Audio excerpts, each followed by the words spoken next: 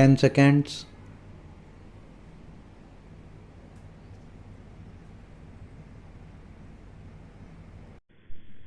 May I, Madam, draw the attention of the Honorable Minister to an important committee set up by the Government of India in 1998 under the chairmanship of Mr. Niyogi, who was asked to inquire into the various problems of railway road coordination.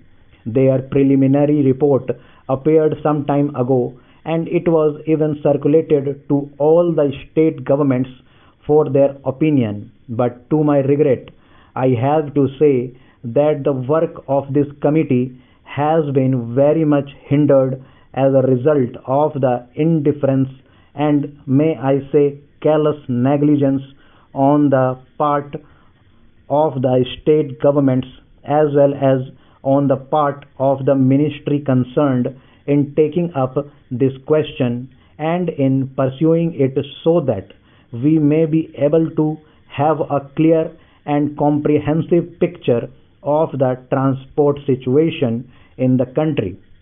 Now, railway transport, like any other mode of transport, is suffering under a major handicap.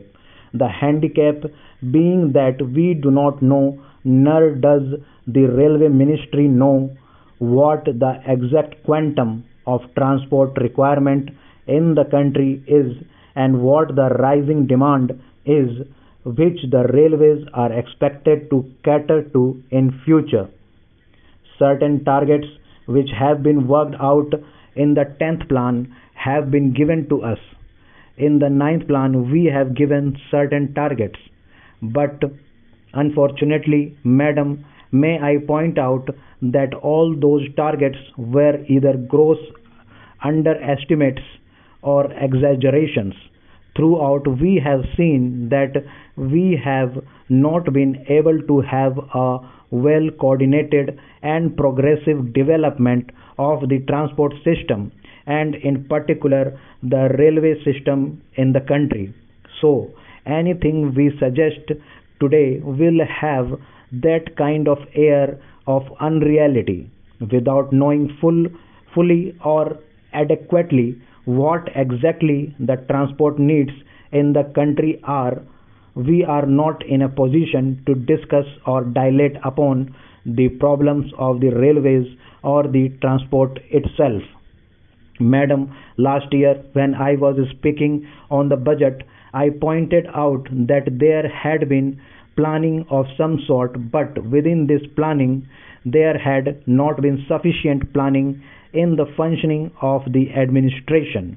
There has not been planning in carrying out the various phases of the program enunciated in the plan or in the budget. Frequently, we come across the statement by the Honorable Minister that the railways have not been able to fulfill certain things. I went through the pages of the budget papers and also the speech of the minister. I came across this significant expression. Wherever there are failures or shortfalls in performance, we are told that these are mainly due to unpredictable factors or factors beyond control. I do not think that some of the factors which my honorable friend would like us to believe that they are unpredictable or uncontrollable cannot be anticipated.